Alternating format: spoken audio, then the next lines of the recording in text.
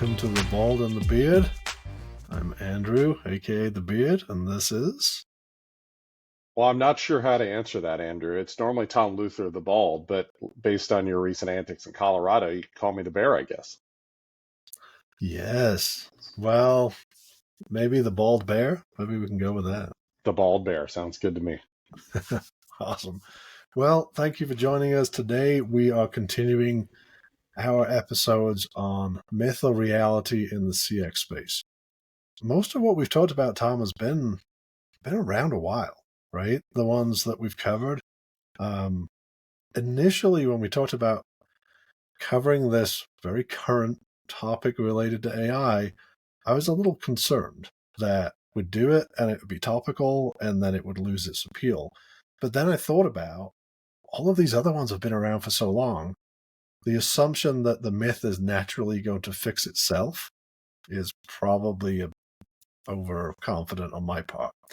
So we'll see. We'll see how long this remains relevant. But the premise of today is I really don't need to worry. This is the layup, right? I really don't need to worry about labor optimization. I don't need to worry about people because they're all going away in the CX space because AI is here.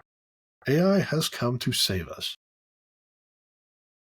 What are Yeah, AI is going to save the day, right? Yeah. It's gonna solve everything. There's going to be no need for contact center agents. I think that obviously that is tongue in cheek. I think we know in our lifetimes, Andrew, that's not going to be the case. At least I don't believe so. AI is definitely not ready anytime soon to be the end all be all. In my opinion, and I hear this a lot, which is exciting to hear this, AI should be viewed as support for human agents. It can help agents by automating repetitive tasks and collecting data, which can free up time for additional customer interactions and better efficiency. But end all be all, no human labor, I don't see it. I don't see it either, although some people do, and it's the first myth to get past, right? I think there's something about artificial intelligence as a title that's made people react differently to this generation of technology than any before. Every other generation of technology has potentially impacted, look at manufacturing, right? Automation has impacted the number of jobs and the types of jobs to some degree, but you don't go into a factory producing products and see nobody and just, little robots running around. That just isn't how it panned out to be. This is the automation for contact centers, and I personally completely agree. It's AI and humans together as the future. We're not all the way there on that yet, but this idea that you don't have to do anything today because just wait a little longer now, I'll be ready. I don't think we need to wait till the end to dismiss that as a myth. And if that's your strategy, I personally would strongly advocate for you rethinking, because I want to get into the conversation about, okay, what's the state of the market and what are people doing with AI, and what perhaps should you be thinking about doing with AI, and how do you make that happen? I think one of the reasons we've got a lot of misinformation, but we've also got fear and uncertainty around this. What are you seeing in terms of current state AI and the market's reaction? Yeah, I think it's exciting and scary at the same time. Things like robotic process automation have been around for years and years now. But that was really built upon the elimination of simplistic tasks. This whole generative AI concepts like capturing customer intent and contact center routing based on sentiment, transcribing and summarizing conversations for agents to spend less time in account wrap up, amongst many other concepts. Those are wonderful ways that AI can and are supporting today's human agents. But this whole concept of this is going to evolve tomorrow where you don't need a human agent, is just not the case. And I think it's because it's not relating to the emotion yet of interactions. It's very good at transcribing and recommending next best actions, and that's wonderful. But there's nothing like meeting emotion with emotion. And if a customer's upset, showing genuine empathy, responding in a genuine way, that's felt, and that often changes the direction of the conversation. That's something that AI can't replicate yet. That's something that only a human can. So there are a lot of situations like that that I think brands need to think about as they think about AI. How and where can this be used to better the holistic customer experience, both internally for my agents and externally for my consumer? So I want to take that and I want to tackle the AI is going to make CX more cost effective, because I think there's a misjudgment in that statement that I believe is false. We're at a point where, considering what we have at our disposal as a CX industry, the output is, on the whole, embarrassingly bad. The level that we all experience as consumers is not something I'm personally proud of. There's all kinds of reasons why and how we got there, and pandemic conversations and cost reductions. Where I think this next cycle is going to be is we're going to infuse technology into the process, into how we operate, which is going to allow us, within the set budgets we have, to do a better job. I think we're going to see, for want of a better term, a CX arms race, that as soon as you offer even okay customer experience, you start to attract more customers, especially in the B2C space. So if you're attracting more customers and growing revenue, then guess what happens to your budgets? They increase, and then you snowball. So I don't really think this is going to, that classic conversation of what's AI going to do to agent numbers. I think we're going to see a tidal change in customer expectations that have to be met with a similar number of agents with a lot of technology behind them. That's my personal prediction, and we can come back and look at this in 2 or 3 years and people can tell me if I was wrong or not. But I think that's where we're going. There's such a hunger for improved CX from the end customer perspective. All we need is one brand within each vertical to adopt that. So what do you have any counter views on that before we progress to the next part? I don't. In a shocking state of affairs, I actually 100% agree with you What? Who are you? It must be the on bear that. personality coming out, not the bald personality. It's the soft bear coming out. Absolutely, I agree with you. It's certainly going to be used to, as a friend and not a replacement. And I think these people that have these ideas of grandeur, that they're going to take their head count from 500 seats to 50 seats, and it's going to replace 90% of their human workforce. I think sadly mistaken when they look back in a couple of years and realize that that's not something that's achievable. I'd rather own shares in their competitors that are going to grow massively as a result of that.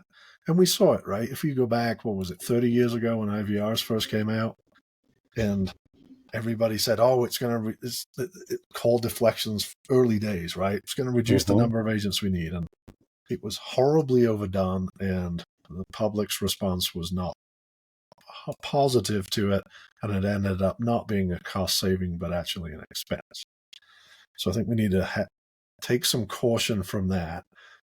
That being said, there is so much positivity with AI as long as it's put in the proper context and the expectations are realistic. So I want to pivot into expectations. You and I have talked about this off camera.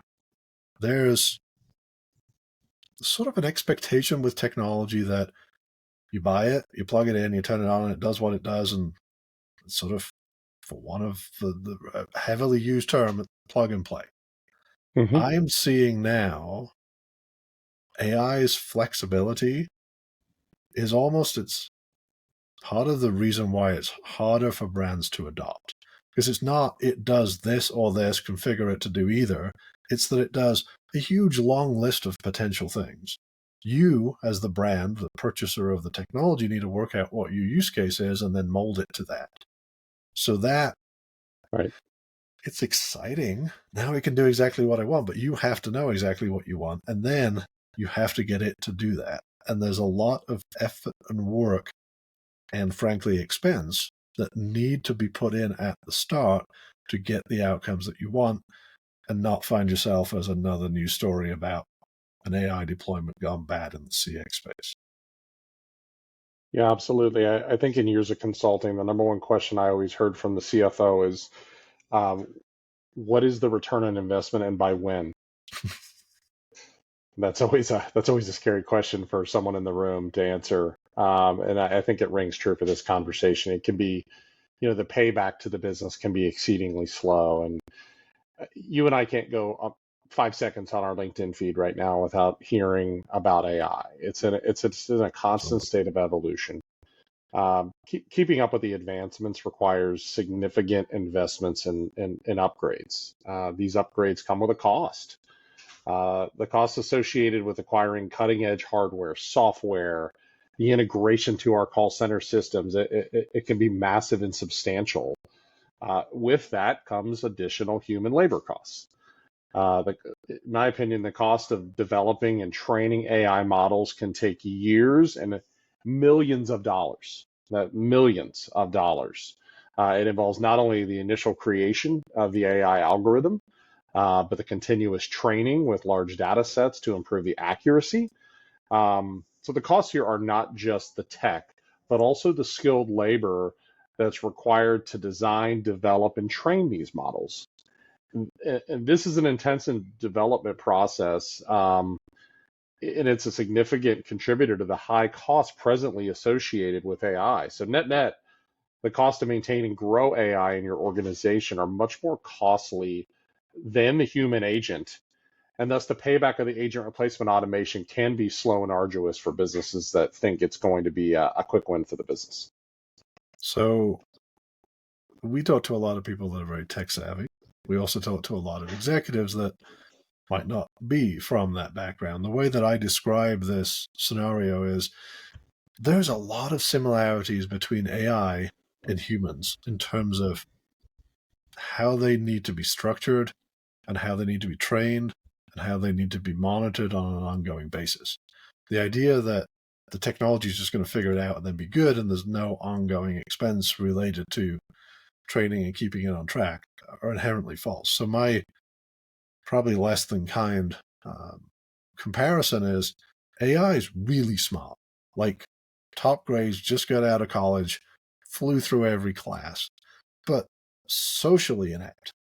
Like it doesn't really understand subtleties. It doesn't know good from bad. It can't make its own decisions consistently based on a set of ethical values. It's got to be taught all of that.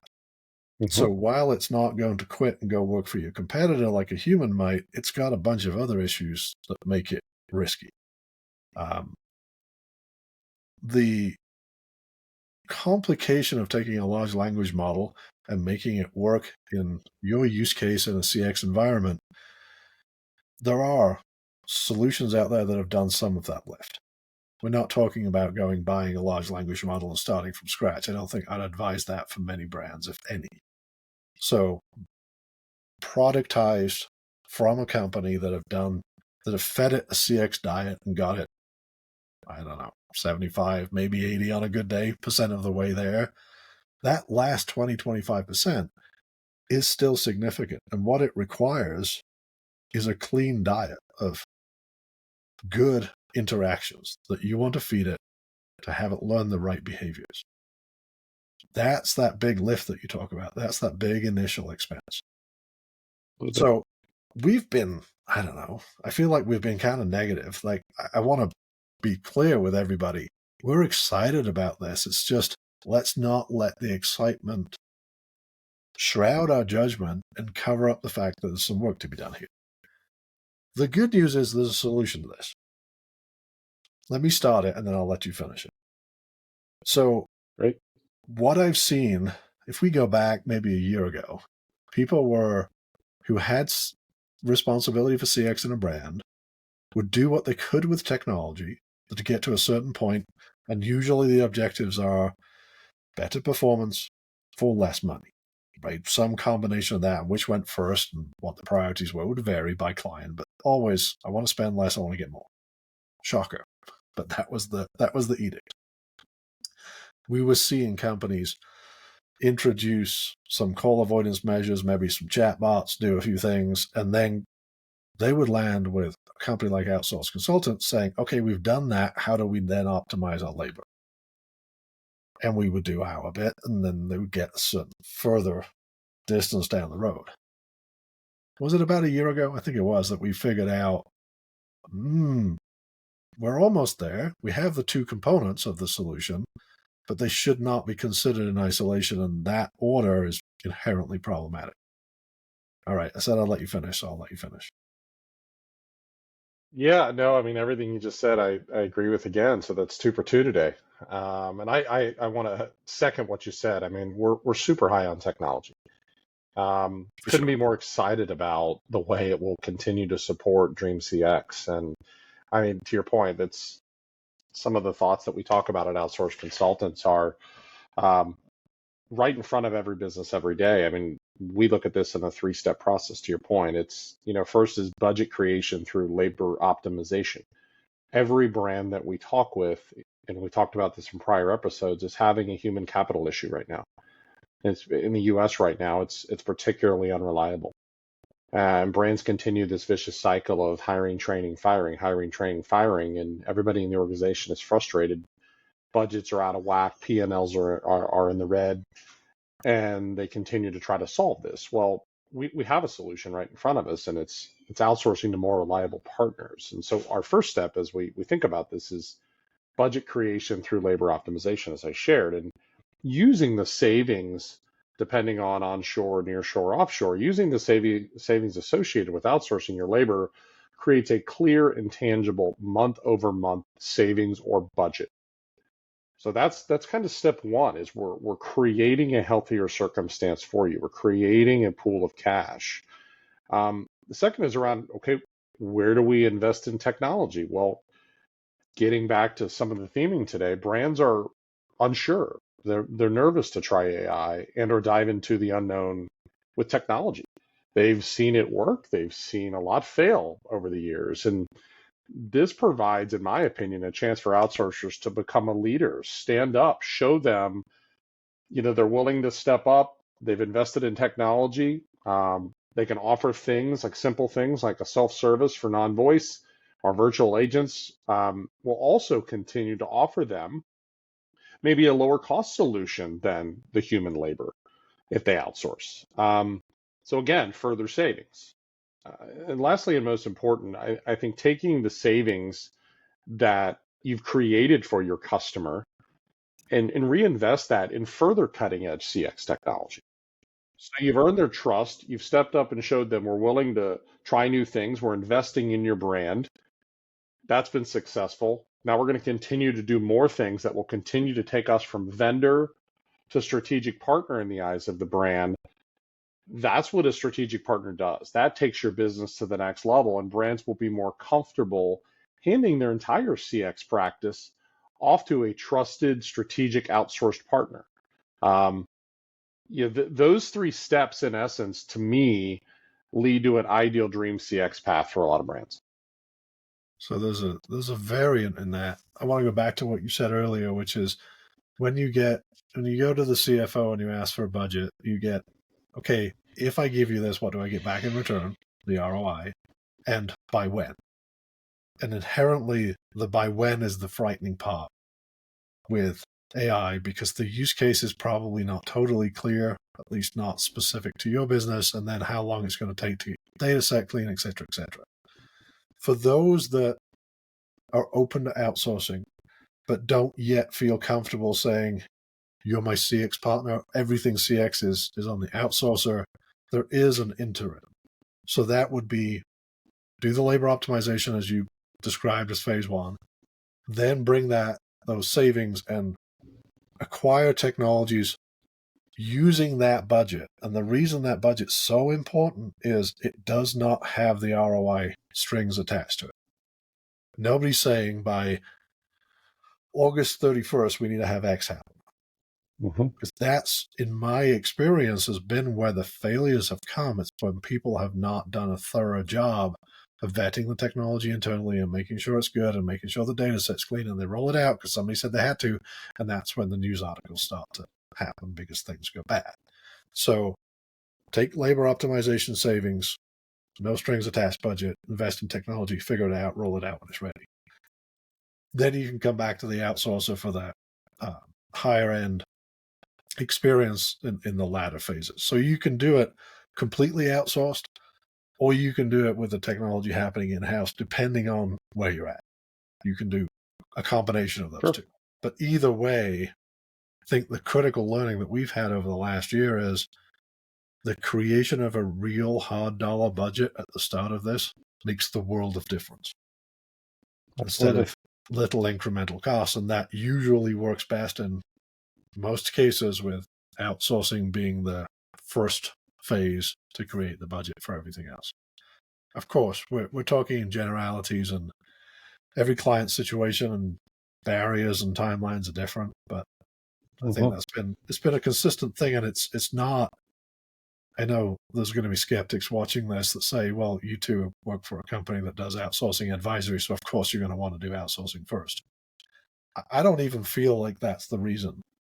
I feel like it's what's best to get the CX where it needs to be, and you and I have a track record of saying it has to be both. You can't do it on outsourcing alone. You can't do it on technology alone.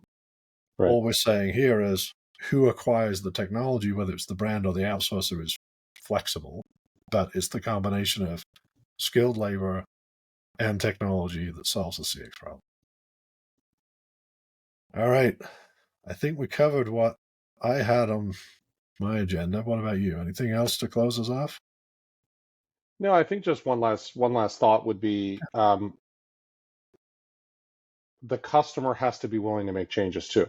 And I think that when you roll out something effectively in the marriage between labor and technology, that requires customer adoption. And you typically get one shot. If a customer tries a new pathway that you've coached them to do through marketing material and it doesn't go right, further apprehension, right, to get away from the human being sets in. So it's very important that these strategies of labor and tech are very well tied together.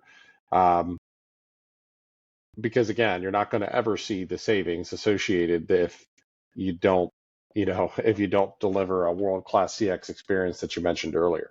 So it's not just on operations to make sure that the investment in AI and customer usage is there. It really calls on all parts of the organization. Awesome. All right. Well, thank you, Tom. And we'll wrap that. I don't think we need to rate this one, but let's just, for thoroughness, I'm giving it a big fat 0. Like, AI is not going to come and save you. It's a useful tool. Consider it what it is. But it's certainly in the original context of, is it going to mean that you don't have to worry about labor optimization? Categorically, no. I'm not even going to give it a half point. How about you? Yeah, I would agree. Again, I think AI is your friend, not your replacement, and it's going to be used in some beautiful ways, and it is being used in beautiful ways today. And I'm excited to watch the evolution, but it's definitely not an end all be all today or anytime soon. Couldn't have said it better myself. Thanks, Tom. Thanks, Andrew.